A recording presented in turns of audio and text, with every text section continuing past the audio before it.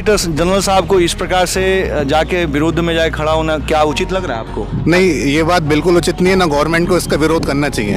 हम इन्हीं मैटर्स को हम पास ओवर कर देंगे तो हमारा न्यायपालिका पे फेथ कैसे रहेगा। सैनिक बल होते हैं, बहुत मिडिल क्लास फैमिली से आते हैं, लोअर मिडिल क्लास फैमिली से आते हैं जी। उनकी जीवन भर की कमाई होती है। एक बहुत बड़ा वो होता है कि हमें पेंशन मिलेगी। आगे पास ओवर कर दिया गया। कोर्ट में भारत के अर्ध सैनिक बल का ओपीएस का मुद्दा पे सुनवाई होनी थी।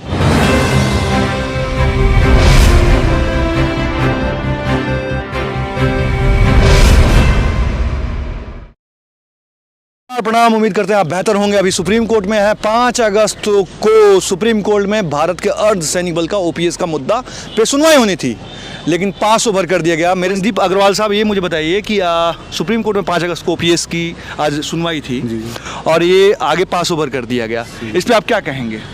सर देखिए, सबसे पहले तो मैं ये कहना चाहूँगा, ऐसे मुद्दों को सबसे पहले टेकअप करना चाहिए जी। इससे जो अर्ध सैनिक बल होते हैं, बहुत मिडिल क्लास फैमिली से आते हैं, लोअर मिडिल क्लास फैमिली से आते हैं जी। उनकी जीवन भर की कमाई होती है। एक बहुत बड़ा वो होता है कि हमें पेंशन मिलेगी। और दूसरी बात, उस पेंशन से उन्हें बहुत सारे अपने घर के सपने पूरे करने होते हैं, जैसे बच्चों की पढ़ाई है, बच्चों की शादी है, घर बनाना है, बूढ़े माँ बाप का इलाज है। सारी चीज़ें इन बातों पर डिपेंड करती हैं। अगर हम इन्हीं मैटर्स को हम पास ओवर कर देंगे तो हमारा न्यायपालिका पे फेथ कैसे रहेगा। बहुत एक आदमी उम्मीद से आता है कि सुप्रीम कोर्ट में हमारी सुनवाई होगी, मगर बहुत उसको तकलीफ होती है जब ये सुनने को मिलता है कि आज मैटर पास ओवर हो चुका है। सर, अब सर ये मैं एक बात पूछ रहा हूँ कि 2021 से ओपीएस की लड़ाई सुप्रीम कोर्ट हाई कोर्ट में लड़ रहे थे और 2023 में जीत गए।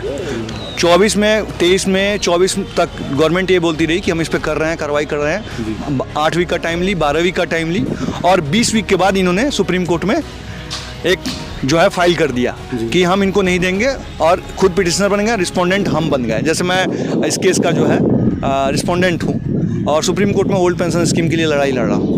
अब ये पास ओवर कर देना, 12 तारीख को ये जो भारत सरकार के सॉलिसिटर जनरल साहब हैं ये कह रहे हैं कि central arm police force armoured force union of India नहीं है, जबकि उनके जितने भी एडिट्यूड बने हुए हैं, जो एक्ट बने हुए हैं, उसमें लिखा है साफ armoured force union of India. वो कह रहे हैं तो अब उस पर कह रहे हैं ये सिविलियन है, 7 पे कमीशन के पैरा संख्या 9.2.4 के अधीन में कि ये जो है सिविलियन फोर्सेज है और आप इनको नहीं दे सकते, आर्मी एयरफोर्स सशस्त्र बल है। आप क्या कहेंगे अर्ध सैनिक बल के बारे में कि क्या उनको मिलना चाहिए, एक्चुअल मिलना चाहिए कि नहीं? सर देखिए, मैं सीधी सी बात ये कहूँगा, अर्ध सैनिक बल हैं, वो अपनी पूरी इतनी तैयारी करके पेपर क्लियर करते हैं, उसका इतने टफ पेपर निकाल के आते हैं, रनिंग करते हैं, इतनी लंबी रनिंग करते हैं, इतने फिजिकल टेस्ट करते हैं जो शायद हर कोई पास भी नहीं कर पाता। अगर हम उनको एक पेंशन नहीं दे पाएंगे हम, तो क्या उनका मनोबल बढ़ाएंगे? वो इतनी टफ कंडीशंस में ड्यूटी करते हैं, शायद हमें उसका आइडिया भी नहीं होगा। हमें पूरे दिन ऐसे खड़े रहते हैं, ऐसी वर्दी पहने, हमें सुविधा के नाम पे उन्हें क्या देते हैं, एक राइफल दे देंगे, उसका हमें मतलब उन्हें क्या आप उनका मनोबल बढ़ाइएंगे कि वो बॉर्डर्स भी देख रहे हैं, पाकिस्तान के बॉर्डर पर बीएसएफ देख रही है, बीएसएफ देख रहे हैं, बॉर्डर देख रहे हैं, सबसे आगे जाके खड़े हो जाते हैं देश के लिए। खड़ा है वो, आर्टिलरी है, उसके बाद चाइना बॉर्डर दिख रहे हैं। भाई एक बार एक सिंपल सी बात मैं कहता हूँ, कोई आदमी देश में MP MLA बनता है, उसको पेंशन मिलती है ना? जी। अच्छा, आपने कह दिया ये बात, दिल की बात। तो आप क्या कहना चाहेंगे, जो देश के लिए मर रहा है उसको पेंशन नहीं, और जो कुर्ता पहन के बैठे हुए हैं उनको पेंशन चाहिए? भाई जो देश के लिए मर रहा है, 50 डिग्री टेम्परेचर में खड़ा है, -10 डिग्री में खड़ा है, -20 डिग्री में खड़ा है, भाई उसको हमें कुछ तो उसका हमें मनोबल बढ़ाना पड़ेगा कि आपका देश आपके साथ हमेशा के लिए खड़ा है। ऐसे आप उसको क्या मैसेज दे रहे हैं? हम कोर्ट में केस चला रहे हैं, और कोर्ट में केस क्या आप इतनी जल्दी डिसाइड हो? सॉलिसिटर जनरल साहब को इस प्रकार से जाके विरोध में जाए खड़ा होना क्या उचित लग रहा है आपको? नहीं, ये बात बिल्कुल उचित नहीं है। ना गवर्नमेंट को इसका विरोध करना चाहिए, गवर्नमेंट को उनकी मांग माननी चाहिए। वो लोग हमारे देश के फ्रंट लाइन ऑफ डिफेंस है, ये बात हमें बिल्कुल नहीं भूलनी चाहिए। आज वो लोग हैं, इसलिए हम लोग सुरक्षित। आपने दिल की बात कह दी सर, आपने पूरी पैरामिलिट्री फोर्स की दिल की बात कह दी। सर इतना टफ पेपर निकाल के आते हैं, दिन रात भाग। सर टफ है सर। अभी आपने देखा होगा जब पुलवामा हुआ, दंतेवाड़ा हुआ, सुकमा हुआ, आपने वो भी देखा होगा कि गलवान घाटी में देखा ना, तो वो जवान जो है बर्फ में खड़ा होके आप अगर उन्हें एक पेन बना दी जी भाई, क्या नाम है? शुभ नाम सर आपका? मेरा नाम JP सिंह राठौर, रिटायर अफसर हैं। तो ये सेंट्रल आर्म पुलिस फोर्स को armoured force union of India है या नहीं है, वो तो आपने देखा होगा।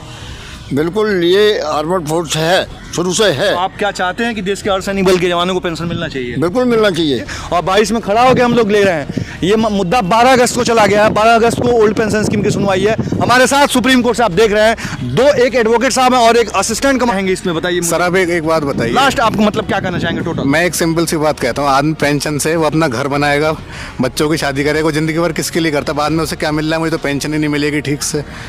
न्यू पेंशन स्कीम में बहुत ज़्यादा कंफ्यूजन करा हुआ है, इतनी ऐसे मतलब बहुत ज़्यादा उन्होंने डायलेमा क्रिएट कर दिया है। आर्मर्ड फोर्स ऑफ इंडिया पे भारत सरकार का मैंने गजट पढ़ा है, उसमें लिखा हुआ है कि ये सशस्त्र बल पे लागू नहीं है एनपीएस, फिर भी थोप दिया गया। इस पे आप क्या कहेंगे? बिल्कुल गलत करा है सर ये। जी। हमें देश के अर्धसैनिक बलों का मनोबल बढ़ाना है, ना कि इनको घटाना है। हमें युवाओं को प्रेरित करना है कि आप देश की सेवा कर रहे हैं, देश आपके साथ खड़ा है पूरी तरह। अगर आपने सरकार को चुना है, सरकार की जिम्मेदारी बनती है उनका मनोबल बढ़ाना, उनको आगे प्रोत्साहित करना कि तुम देश की सेवा करोगे, तुम्हारे साथ कोई भेदभाव नहीं होगा, ना तो कोई कोर्ट कचहरी के वो होगा। अब आप एक सोचिए, मतलब जो केस लड़ रहे हैं ये हमारे जवान, जो ये कितने लंबे टाइम से इनको उम्मीद होगी, मगर उनको एट द एंड में क्या मिलता है? शाम को सर बर्बाद हो गए हैं, पैसा देते देते जो है ना बर्बाद हो चुके हैं, कुछ है बचा नहीं है, सूखे हुए पत्तों की तरह है। अब उसमें टहनी से टूटने का अब समय आ चुका है। सर वही दिल की बात अगर आपने कह दी तो मैंने बता दिया कि वो टहनी के पत्ते में बस चिपके हुए हैं, टूटने का समय आ चुका है। और ये आत्मा, दिल की आवाज़ ये कह रही है, जो चीज़ अभी तक देखा गया है इस सुप्रीम कोर्ट, हाई कोर्ट और देश के तमाम जगह एडवोकेट साहब के चैम्बर तक जाके पैर पकड़ने का काम हमने किया है और आज भी आपके सामने खड़े हैं। सर वही बात है कि अगर वो अपनी तनख्वाह में से वो आधा हिस्सा कोर्ट में स्पेंड करेगा, आधा की पूरा सर, पूरा ही कर देता है, पूरा ही होता है सर। तो कोर्ट कचहरी, गाड़ी के कन्वेंस, कोर्ट कचहरी काम सब बातें हो जाती हैं, और उसमें आपको क्या मिलता है? डेट मिल गई। तो मैं डेट बल्कि हमारे सीजीआई साहब भी कहते हैं मैटर, सीजीआई साहब एक तरफ कहते हैं मैटर जल्दी सॉल्व होने चाहिए, मगर एक तरफ अगर इनको जो हमारी अर्धसैनिक बल है इनको अगर हमें डिले करेंगे जस्टिस में, उनका क्या मनोबल बढ़ाएंगे? उल्टा मेरे हिसाब से मनोबल उनका बहुत ज़्यादा घटा रहे हैं ना। हाँ जी। तो मतलब आप एक लास्ट मेरे साथ, क्या ओपीएस लागू होना चाहिए देश के अर्धसैनिक बल जवानों को? सर ओल्ड पेंशन स्कीम, उन्हें सब बेनिफिट मिलने चाहिए उन्हें, मेरे हिसाब से। उन्होंने अपनी पूरी ज़िंदगी देश के नाम करी। 100% है सर, 100%।